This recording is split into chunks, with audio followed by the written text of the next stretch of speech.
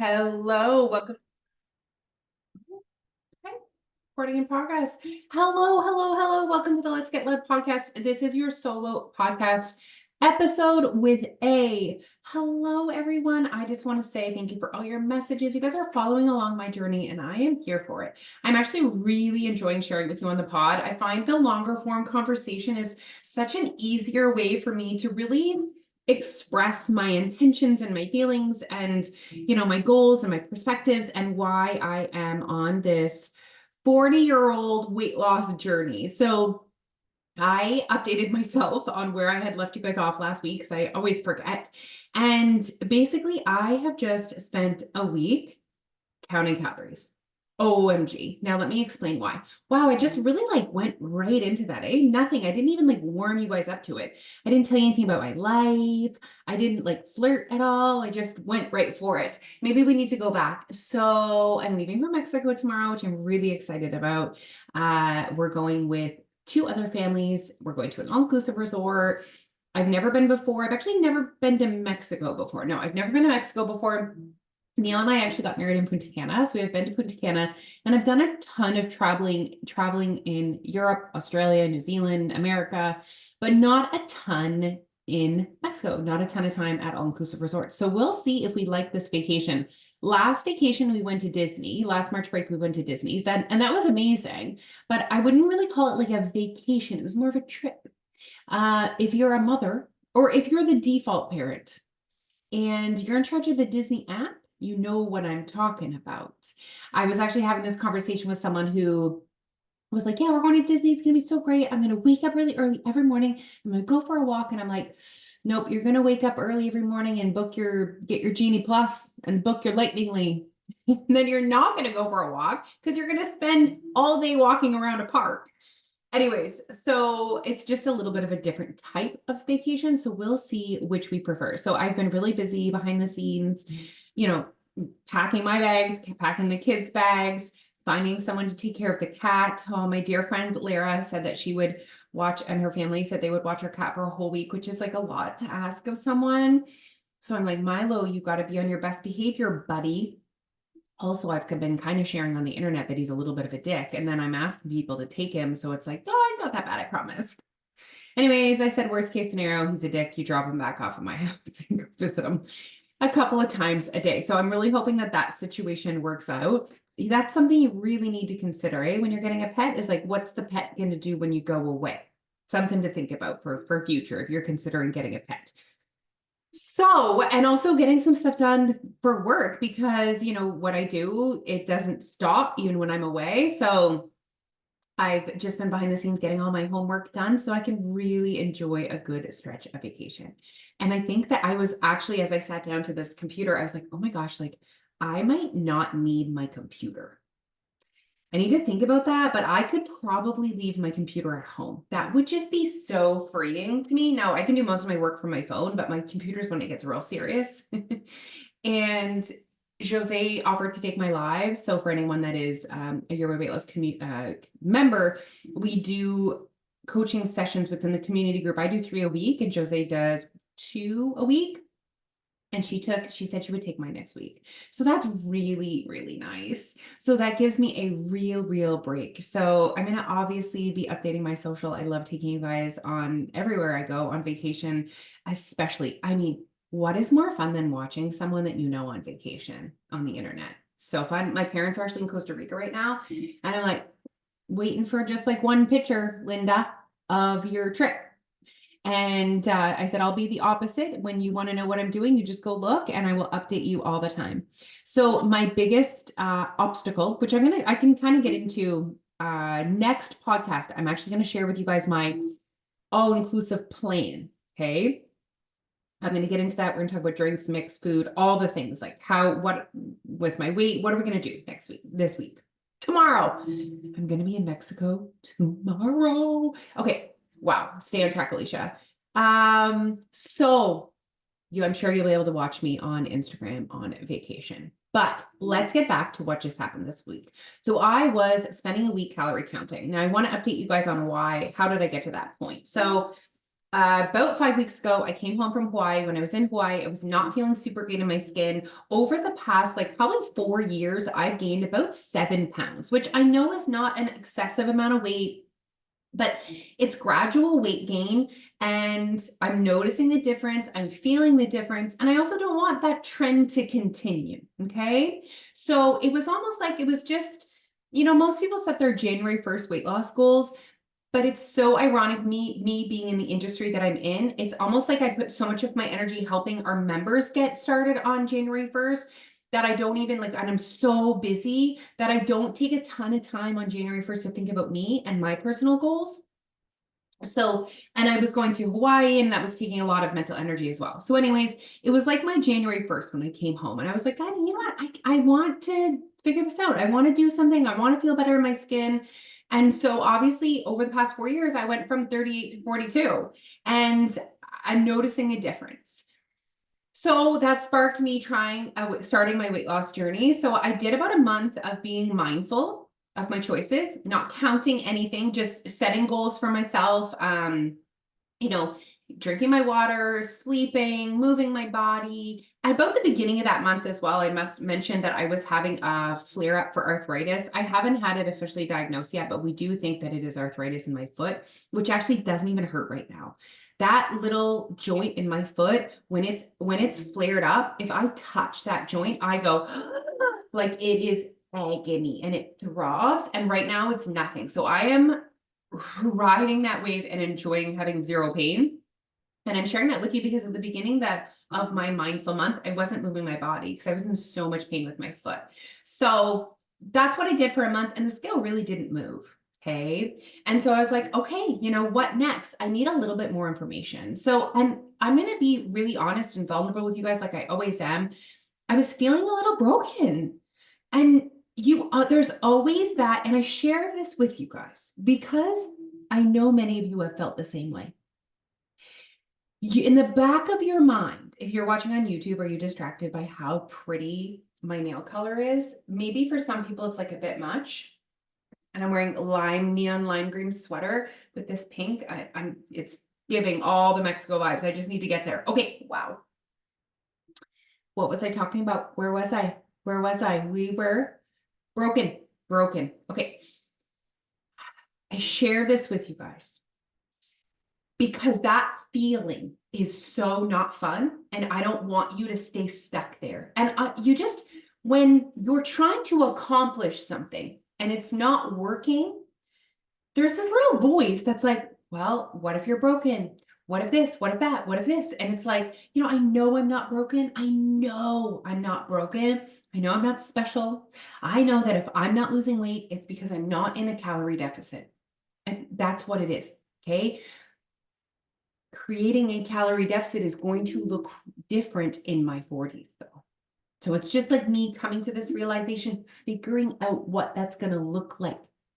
This was me. Like, this was me. I was like, okay. I'm learning. Learning takes time. We need to give ourselves time to learn, to understand. And so I wanted to share with you guys everything and my genuine feelings and what I was doing so that hopefully you guys don't feel broken as well. But I had that nagging feeling and I didn't like it. So I was like, I don't like that nagging feeling. So I need more information. So I decided to count calories for 1 week. Now, here's what I want to point out, you guys.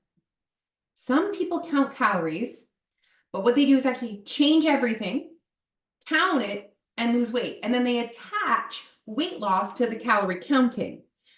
The calorie counting wasn't the magical solution. It's because you created a calorie deficit. That's why you lost weight. It's not the counting part, okay?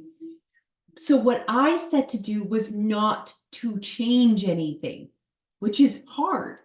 When you guys are like, oh, I'm going to count calories, you change things.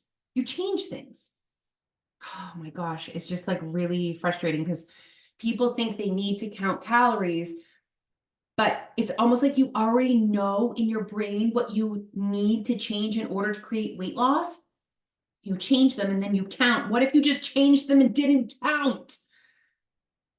Do you see what I'm saying? So I was not going to do that because that wasn't the point. The purpose of this counting calorie experiment was to get more information.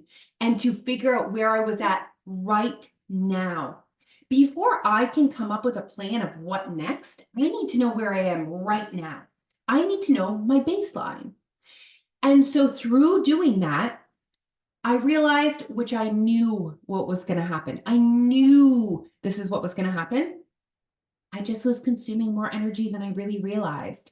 So it was what I realized is it was extremely easy for me to consume over 2,000 calories a day while being mindful, while still having little twinges of hunger.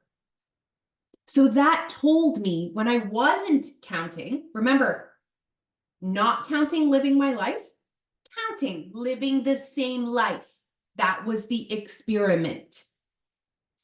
So when I wasn't counting, it wasn't that I was broken for that month, just on average wasn't creating a calorie deficit. And if on average on the good days, I'm consuming over 2,000 calories in energy, the other days where I'm going out to eat or I'm at a friend's or whatever, where I'm in a surplus, which is fine. That'll be a part of my life. Part of your life is being in a surplus sometimes.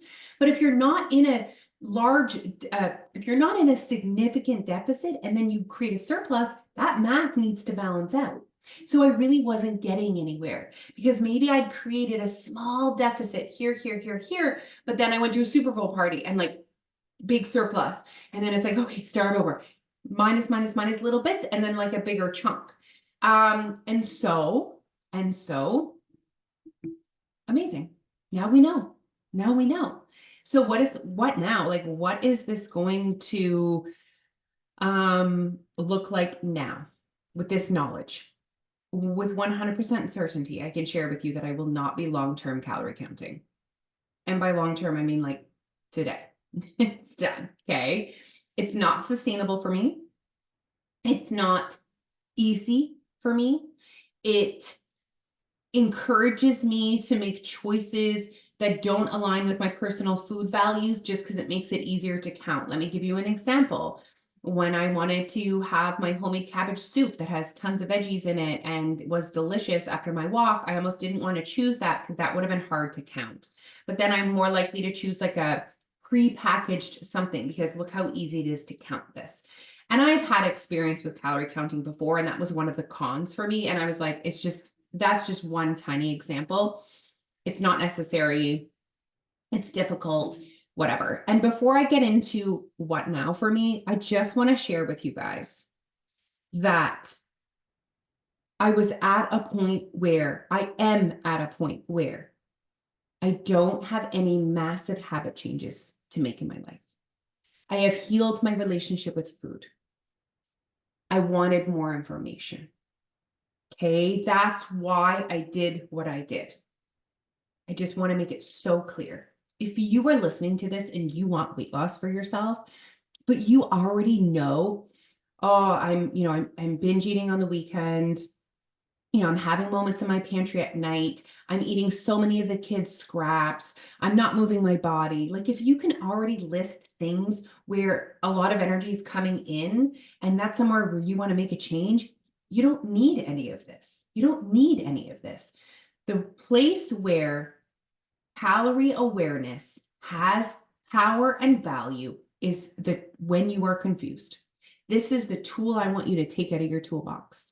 Listen, this whole weight loss game, it's serious. You're going to need different tools for this job at different times in your weight loss journey. And your toolbox is going to need to be large.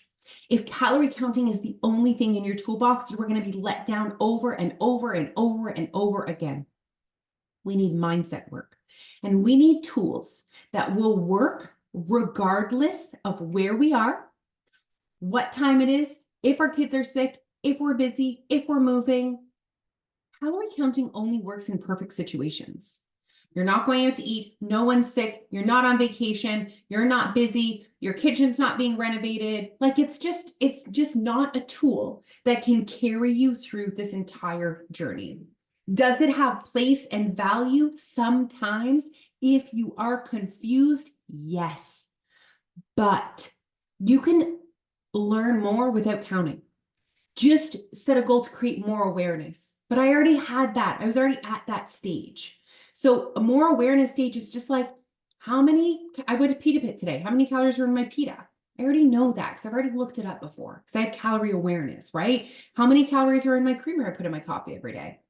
What about that cheese I'm putting on what about the meat I'm putting on my plate? All of these things you can use calorie awareness or portion awareness to learn more without counting, okay? I just like always feel like I need to really explain because people just want to jump on the trend of calorie counting. And do you know what, guys? I didn't lose weight this week. I didn't lose weight this week, but that wasn't the point. The point was to get more information, and I did. Okay. All right. Now what? Move more. Okay, something really fun is happening with my movement.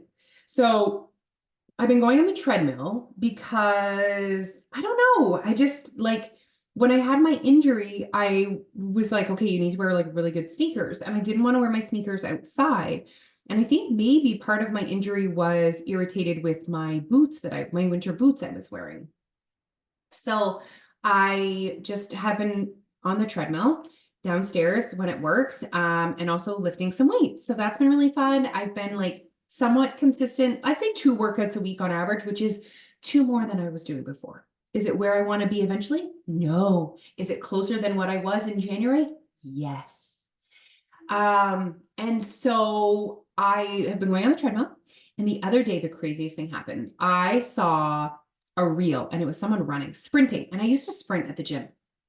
And I was like, I had this feeling and I was like, I love that feeling. And I'm not ever going to be an outdoor runner. I'm not ever going to be a long distance runner. Those things are gross to me. But I do like the whole like sweating a little bit more, pushing a little bit more. So I just one day I was like, I'm going to run. I'm going to run right now for 1 minute. I did. I had to hold my breath because I was wearing a sports bra, but like my breasts require like a supersonic sports bra. Like they require like the clip, the zip, that's right. And I just had a regular sports bra on. So I literally was holding my breasts, running. It just felt so good. Really enjoyed it. Yesterday, I hadn't moved my body. It was like 8 o'clock. I was putting the kids to bed and I was like, you know what? I'm just gonna go for a run. Who even am I? Going for a run is a really strong word. I probably ran for a total of 7 minutes yesterday, but like I went on the treadmill for an hour and my mom actually FaceTimed me right when I was about to get on the treadmill. And I talked to my mom for like half an hour and I thought, if she would have FaceTimed me and I'm sitting down, that would have been 30 minutes of me just sitting on my ass. So I'm seeing a ton of opportunity for myself to just move a little bit more, try and take some of my meetings on the treadmill, even if I'm not moving like really quickly, if I'm just like still moving, there's benefit in that. So moving more. So just more steps. Maybe when I get home from Mexico, I know I have an old Fitbit around here somewhere that I can attach just to have an idea of how many steps. I have no idea how many steps I do in the run of a day. It's probably not a lot. So I'd love to get myself moving a little bit more, getting more consistent with my weight training. I'm really giving myself, I'm really giving myself permission to take my time with this whole change in my workout routine. And it's like, I'm not in a rush. Like I'd love to get to a point where I'm doing like maybe more intense workouts, lifting heavier, maybe longer workouts more frequently. But right now it's like, I know that I just need to get back into working out. Okay. So that's really fun. Well, number 2 really goes with this, which is building muscle. So here's the thing is calorie deficit is a formula, energy in, energy out. So we can do things for energy in, we can also do things for energy out. And right now, I have lost a ton of muscle tone. Again, when I was a few years ago, I was lifting heavy at the gym. I was definitely way more muscly. That's gone. It's gonzo, okay? And so, especially women, as you age, if you are not purposely building or maintaining your muscle, you are losing it. And on average, I think we lose 3% of our muscle tone a year if we're not actively working towards keeping it. And your tissue in your body, muscle requires more energy to just be you. So the more muscle you have, the more energy your body needs to function. And therefore, the more calories you can eat and be in a calorie deficit. Okay. So we're working, but that's a long-term game. That is a long-term game. So that's like, yeah, we're going to do that behind the scenes for the long term. There's going to need to be some short-term changes too, if I'm going to see some results. So that's kind of the movement weight stuff. And then the other things, I have 4 things written down. Please remember as well that these are like it's like I've got the essentials. I've got the essentials and now I'm working on the extension work. Don't skip the essentials. You know, I see people sometimes they're like taking these supplements and they're doing this and doing that. And I'm like, that's great. I see value in that. But like, are you doing the basics first? Like, do you move your body? Do you drink water?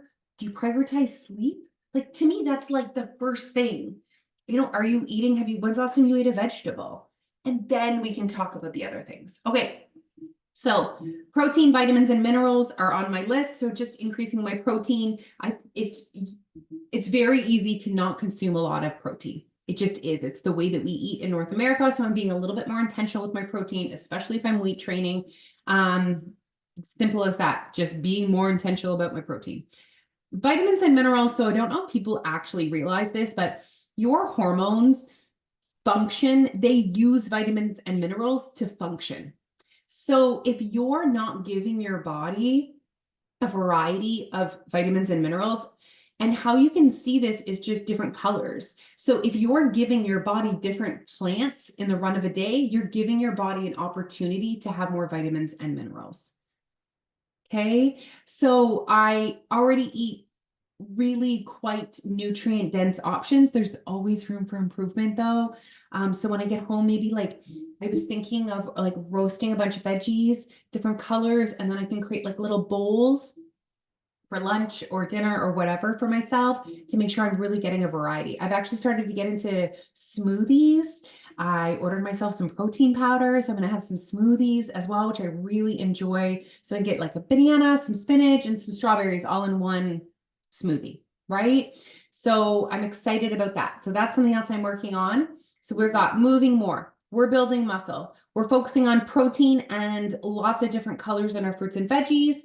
Meal prep. So I am happy to meal prep. It doesn't look like me spending hours on a Sunday fitting exactly everything into a container that I've already measured. That's not what it looks like, but it's just me being intentional about taking the time to have things ready. So for me, what's been huge is having, again, protein cooked. So if on a Sunday I'm home and it's easy, I'll cook a bunch of chicken, a bunch of ground beef, some pork, and just have it in a container. And then I can section it off. I can put it in wraps. I can use it for the family's supper. I can put it in the kids' lunch with rice. That's been really helpful to me. Even just like when I'm having my yogurt bowl, when I'm making if I'm like, I want a yogurt bowl, I make one, but I make 3 more because I'm right there. I'm already doing it. And then it's in the fridge pre-measured. So this is really helping me to accomplish 2 of my goals. The meal prepping thing.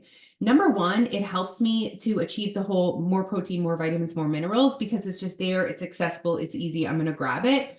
But it's also helping me to consume less energy because I'm a picker. So when I'm creating a salad, I'm like this, okay? And so if it's already created for me, I'm not doing this. It's already there. It's already ready. So that's helping with 2 goals.